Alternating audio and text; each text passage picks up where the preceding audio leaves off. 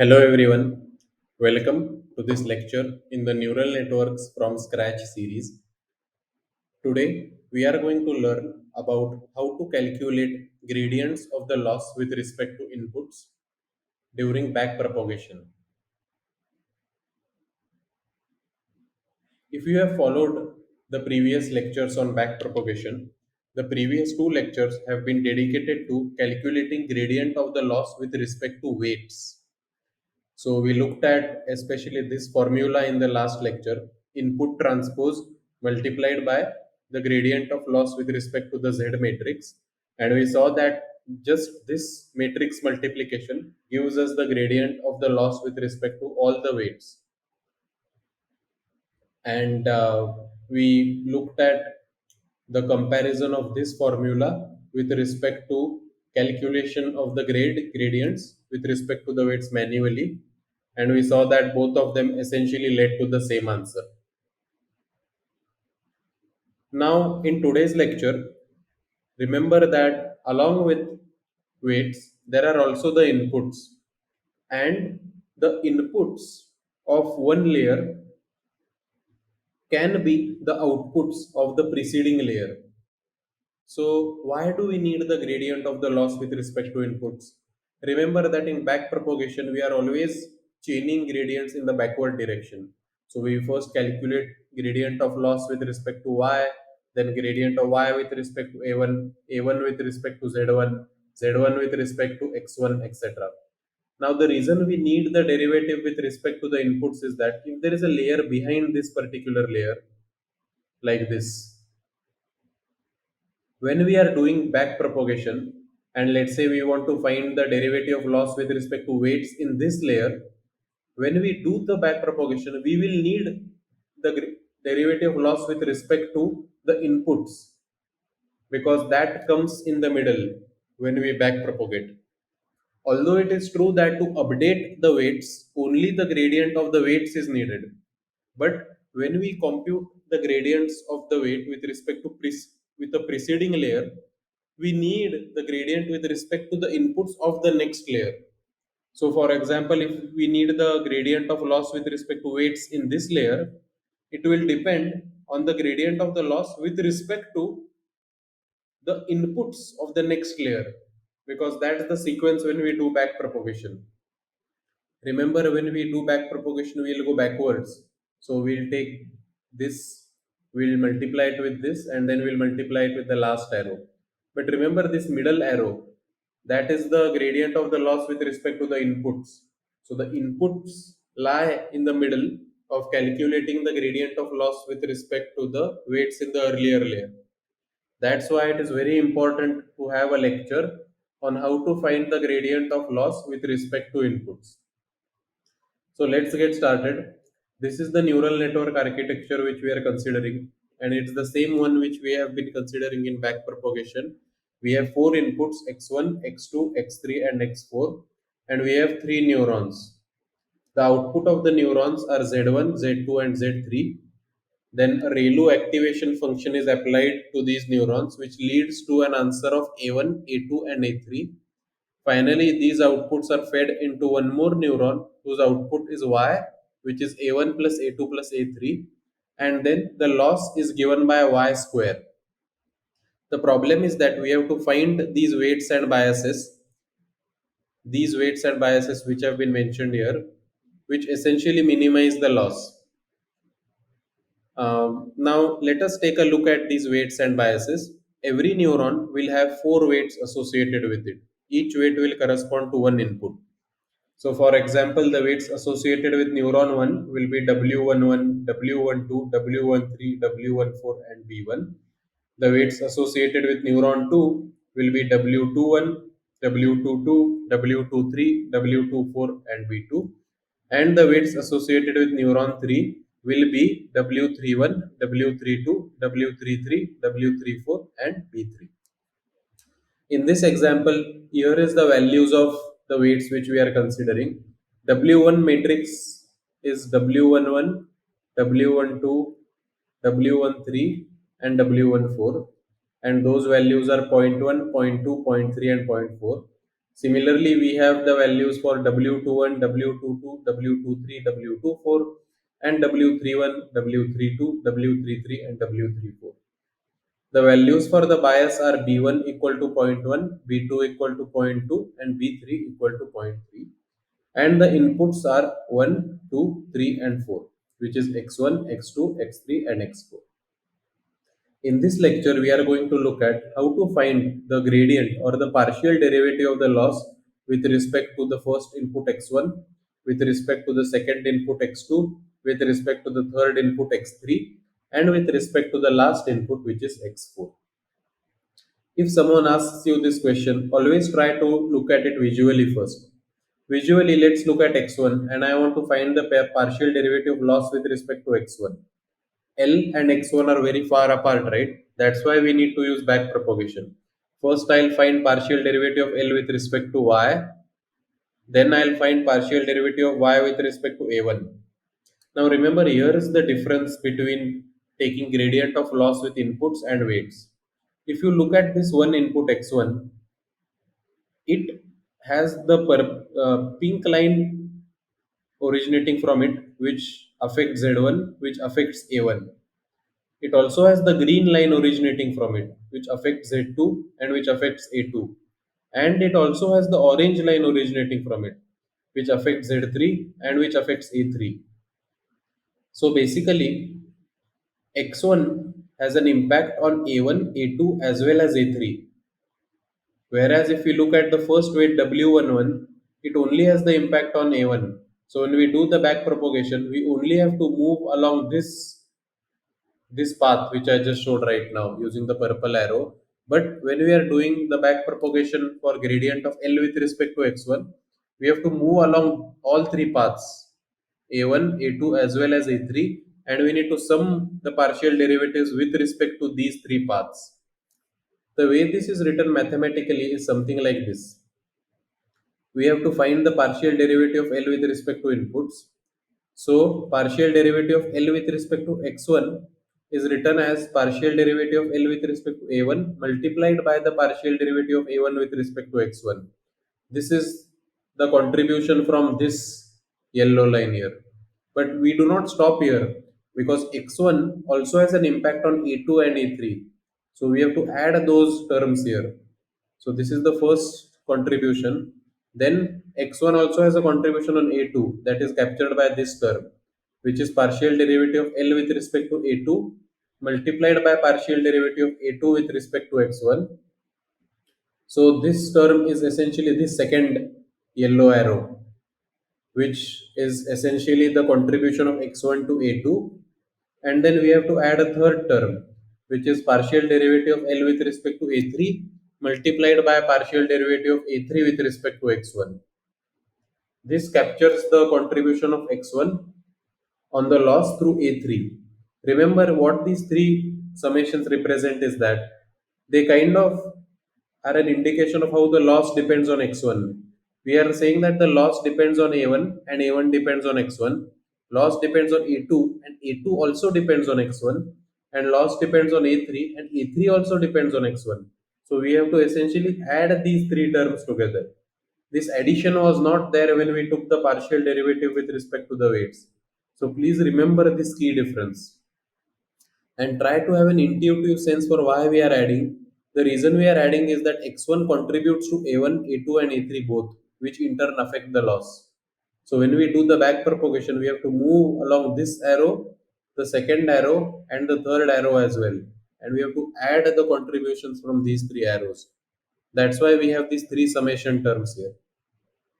Now, if you look at the first term, partial derivative of L with respect to a1 multiplied by the partial derivative of a1 with respect to x1, this can also be written as partial derivative of L with respect to a1, which is directly the first term, and partial derivative of a1 with respect to x1 can be written as the partial derivative of a1 with respect to z1 multiplied by the partial derivative of z1 with respect to x1.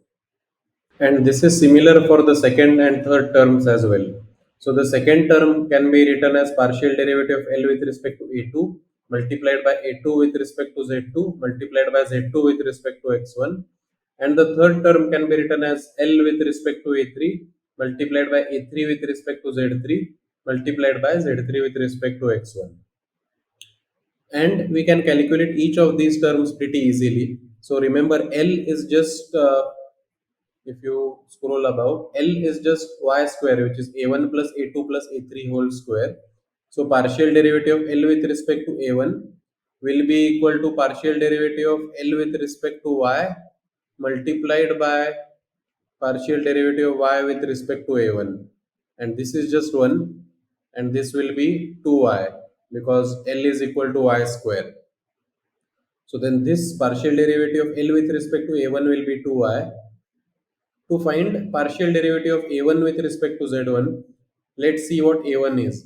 So a1 is essentially ReLU of x11 w11 x1 plus w12 x2 plus w13 x3 plus w14 x4 plus b1, and all of this is z1.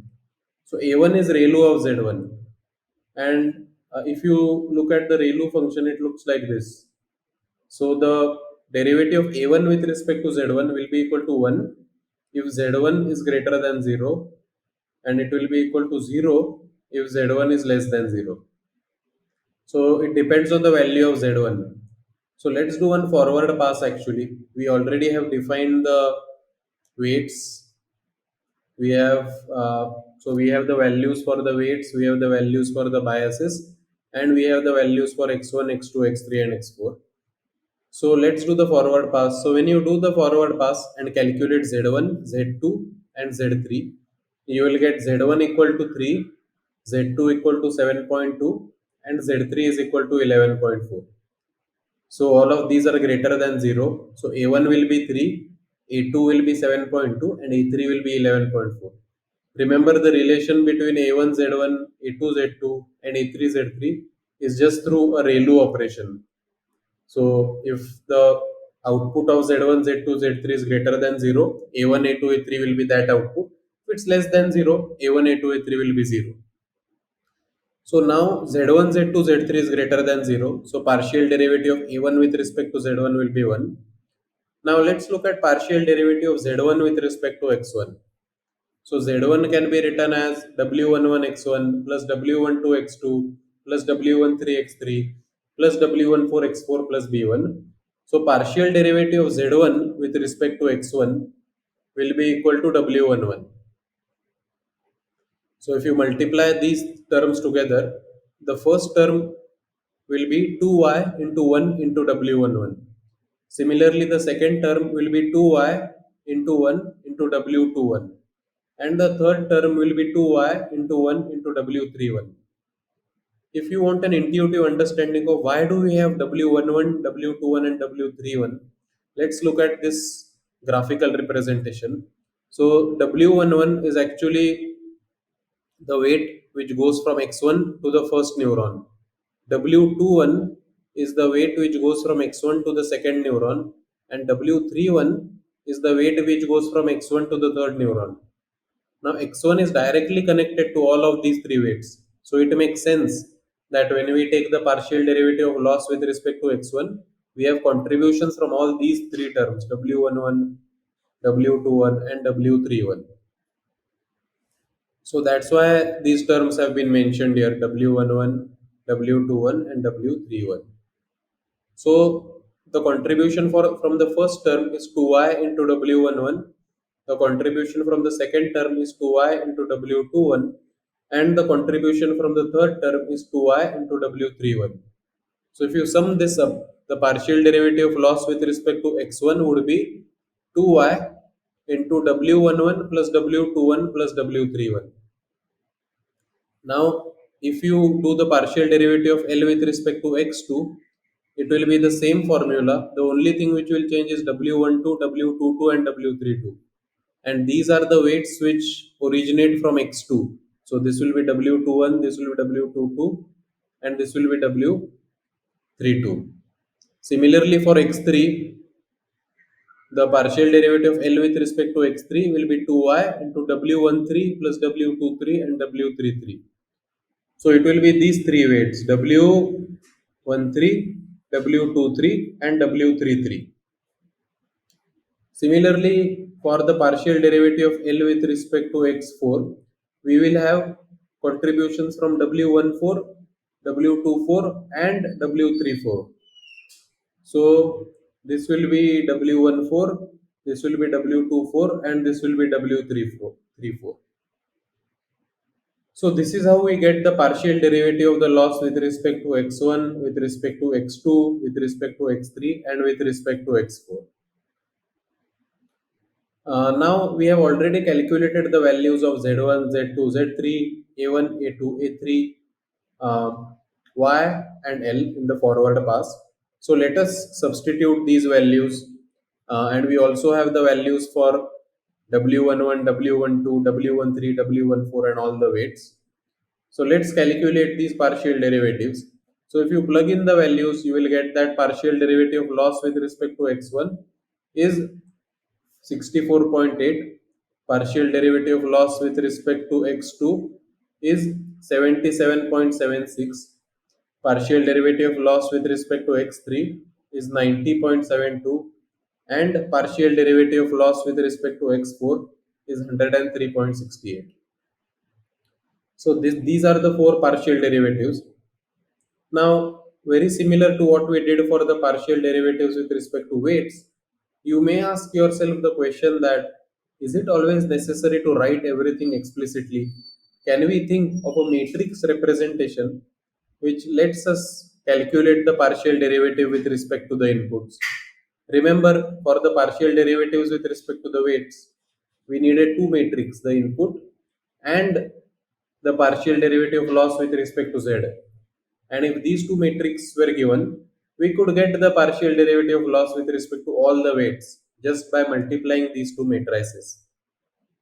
Similarly, let's think of a matrix representation for getting the partial derivative of the loss with respect to inputs. So partial derivative of loss with respect to x1 can also be written as partial derivative of loss with respect to z1 multiplied by partial derivative of z1 with respect to x1 plus L with respect to z2 multiplied by z2 with respect to x1 plus L with respect to z3 multiplied by z3 with respect to x1. So this will give us the same answer as what we got here, 2y into w11 plus w21 plus w31. So partial derivative of z1 with respect to x1 will be w11. This will be w21. Partial derivative of z2 with respect to x1 and partial derivative of z3 with respect to x1 will be w31.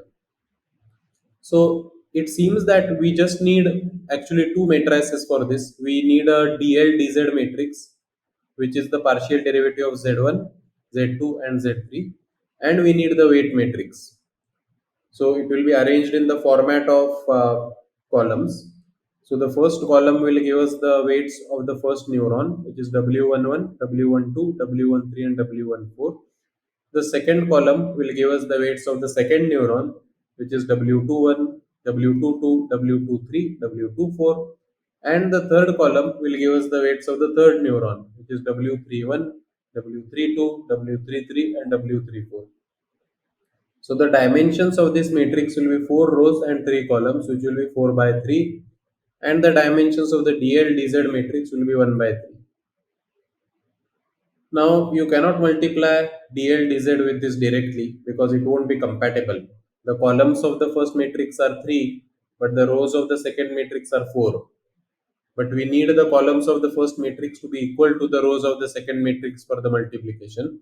So we will take the transpose of the weights matrix.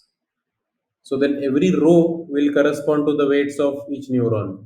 So the first row will be the weights of the first neuron, etc. And we will do this product dl dz multiplied by weights transpose. And let's look at what the result will be. So dl dz is 1 by 3 and this weights transpose is 3 by 4. So the product will have number of rows equal to number of rows of the first matrix, which is 1, and number of columns of the second matrix, which is 4. So the result will be 1 row and 4 columns. Let's find each element. So let's look at the first row and first column. So we will multiply the first row of this multiplied by the first column. So it will be partial derivative of L with respect to Z1 multiplied by W11 plus L with respect to Z2 multiplied by W21 plus L with respect to Z3 multiplied by W31. And let's look at what we had obtained here. This is exactly what we had obtained, right? Partial derivative of L with respect to x1 is partial derivative of L with respect to z1 multiplied by w11 plus L with respect to z2 multiplied by w21 plus L with respect to z3 multiplied by w31. So it turns out that the first entry of this is partial derivative of L with respect to x1. Similarly, the second entry will be partial derivative of L with respect to Z1 multiplied by W12, W22 and W32 here. So this will be partial derivative of L with respect to x2. The third entry will be partial derivative of L with respect to x3 and the fourth entry will be partial derivative of L with respect to x4. So just with this one matrix product, DL matrix multiplied by the weights transpose, we actually get the partial derivative or the gradient of the loss with respect to all the weights, which is exactly similar to what we had obtained over here. This is very compact and an efficient notation of finding partial derivatives with respect to inputs. But now the question is, does this work for a batch of data, batch of input data? So right now we saw that there was only one batch of input data, right? X1, X2, X3 and X4. What if there are three batches or more batches of input data? Let us test out this formula. So let's say we have four batches or three batches of input data. The first batch looks something like this, the second batch looks something like this, and third batch will look something like this. The weight dimension will remain the same. The weight transpose was 3 by 4. Here also it was 3 by 4. Here also it will be 3 by 4. Only the batch of input data is changing, but the weights and biases will remain the same.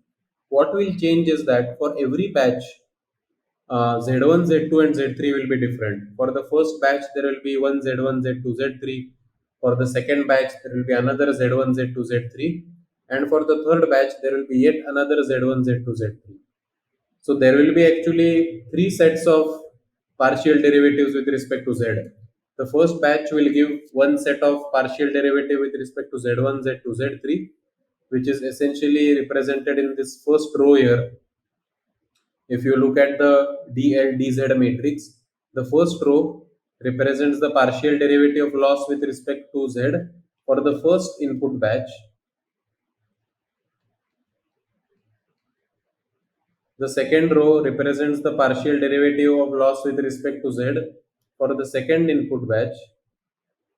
And the third row represents the partial derivative of loss with respect to Z for the third input batch. So this matrix is actually 3 by 3. Now let us test out the product. Earlier we mentioned that the partial derivative of loss with respect to the inputs will just involve two matrix multiplication DLDZ multiplied by weights transpose. So DLDZ is 3 by 3 and weights transpose is 3 by 4. So let's check if it's compatible to multiply them. The number of columns here is 3 and the number of rows here is 3. So it can be multiplied and the resultant matrix will have 3 rows and it will have 4 columns. So if you find the matrix multiplication of this, you will get the resultant matrix which has 3 rows and first column 4 columns.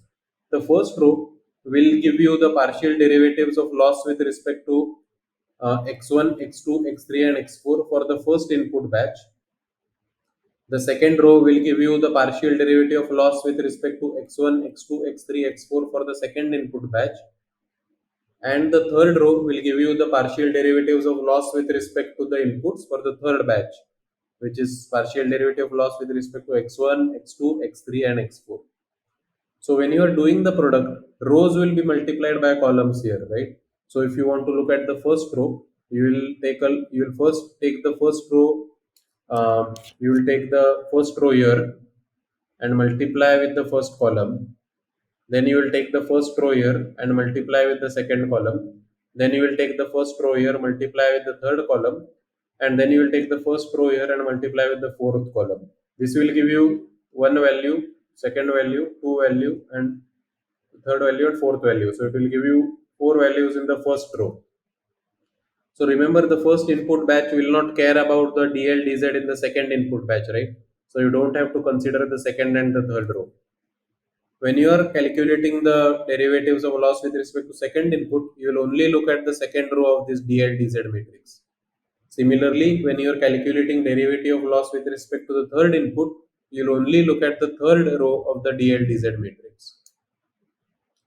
This is how you can get the partial derivative of loss with respect to the inputs. So remember, now we have formulas for getting the partial derivative of loss with respect to the inputs. And in the last lecture, we also looked at the partial derivative of loss with respect to the weights. And we saw that that formula was x transpose multiplied by dl dz. So if you now think about it, we have two formulas which can help us calculate the partial derivative of loss with respect to inputs as well as weights. So essentially we have covered all the parameters in the neural network. So if you look at this neural network, the parameters which it has are the inputs, the weights and the biases. To get the partial derivative of loss with respect to the weights, we just use this formula. To get the partial derivative of loss with respect to inputs, we just use this matrix formula. And why do we need a partial derivative of loss with respect to inputs? You may be thinking, to update the weights and biases, we only need this. And that's true if we have only one layer. But if we have multiple layers, let's say, let me just zoom in a bit more. And let's say if we have multiple layers, so let's say this is the first layer, this is the second layer, and this is the third layer. And when we are back propagating, so let's say when we are back propagating from the loss to here, and then to here. So if we want to find the partial derivative of loss with respect to the weights in this layer, we will need the partial derivative of the loss with respect to the output of this layer, right? And then propagate it backward. But this is actually the input which feeds into the next layer. So that's why we need the partial derivatives of inputs, because the inputs in one layer are the outputs of the previous layer. So we need the partial derivatives of the inputs when we chain different layers together. And now we have two formulas which can give us the partial derivative with respect to the inputs as well as the weights. So we are now fully equipped to write the backward pass in Python for how much ever large the neural network is. And we will be covering that in the next lecture. So thank you so much for sticking with me during these lectures. I know they are a bit mathematical in nature, but I deliberately am covering everything from scratch so that you're equipped with back propagation and you are equipped to know the process for finding the partial derivative of loss with respect to weights as well as inputs. I really encourage you all to write this down as you follow along with the lectures, and that way you will never forget it. Thank you so much, everyone, and I look forward to seeing you in the next lecture.